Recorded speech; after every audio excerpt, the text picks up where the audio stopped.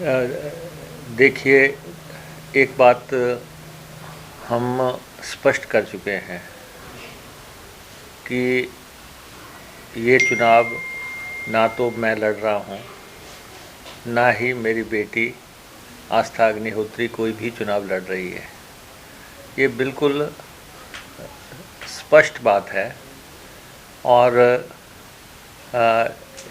इसमें कोई किंतु परंतु करना समझ से बाहर की बात है। और इसमें कोई दो राय नहीं है कि आस्था अग्निहोत्री को पार्लियामेंट चुनाव का प्रस्ताव हुआ था और उन्होंने बड़ी विनम्रता से चुनाव लड़ने में असमर्थता जाहिर कर दी थी और उन्हें गगरेट विधानसभा से चुनाव लड़ने का भी प्रस्ताव हुआ था, जिसे भी उन्होंने स्पष्ट तौर पे इनकार कर दिया था। तो प्रस्ताव जो हुए थे वो आए थे, वो आस्था अग्निहोत्री के लिए आए थे और दोनों प्रस्ताव जो है उन पे चर्चा होने के बाद उस पे विराम लग चुका है। और जहाँ तक हमारा सवाल है, मुकेश अग्निहोत्री का सवाल है, तो ना तो ऐसा कोई प्रस्ताव है, ना ही ऐसी कोई चर्चा है, ना ही किसी स्तर पे ऐसी कोई बात हुई थी। तो इसलिए ये स्पष्ट है कि ना तो मुझे कोई चुनाव लड़ना है और ना ही मेरी बेटी को इस दफ़ा कोई चुनाव लड़ना है। और हर चीज़ राजनीति ही नहीं है।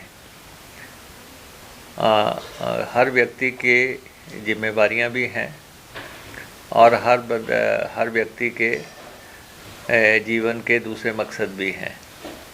हाल ही में मेरी पत्नी श्रीमती सिमी अग्निहोत्री जी का जो निधन हुआ, वो हमारे लिए एक बहुत बड़ा जो नुकसान परिवार को हुआ है वो हमारे सामने है। हम उस परिस्थिति से जूझ रहे हैं। हमने पहली दफ़ा ही जैसे ही प्रस्ताव आया, हमने उसको बड़ी विनम्रता से उसी दिन असमर्थता उसमें जाहिर कर दी थी।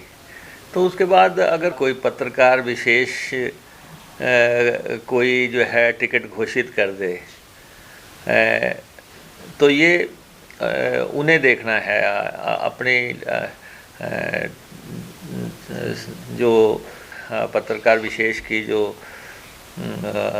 क्रेडिबिलिटी है उसका उन्हें देखना है, क्योंकि टिकट तो 2-3 दिन में घोषित हो जाएगा, तो पता लग जाएगा कि टिकट किसको मिला है।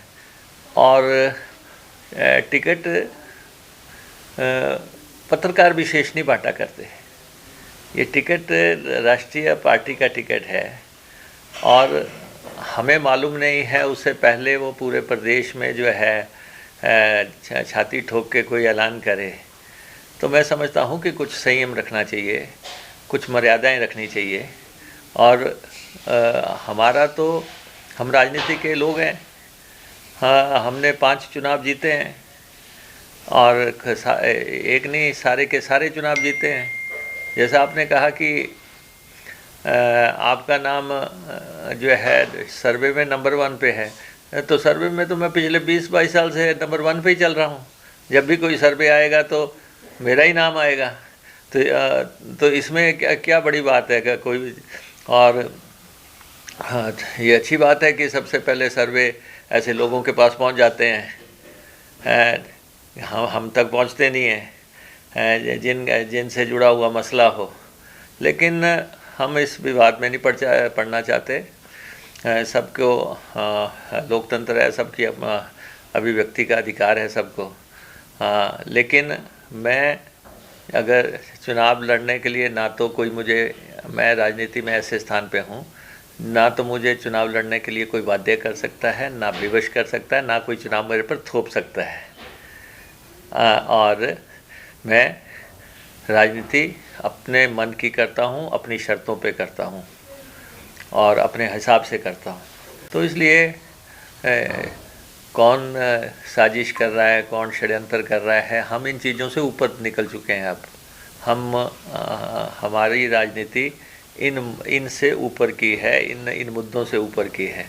तो इसलिए मैं आभारी हूँ कांग्रेस हाईकमान का कि उन्होंने आस्था अग्निहोत्री को प्रस्ताव किया।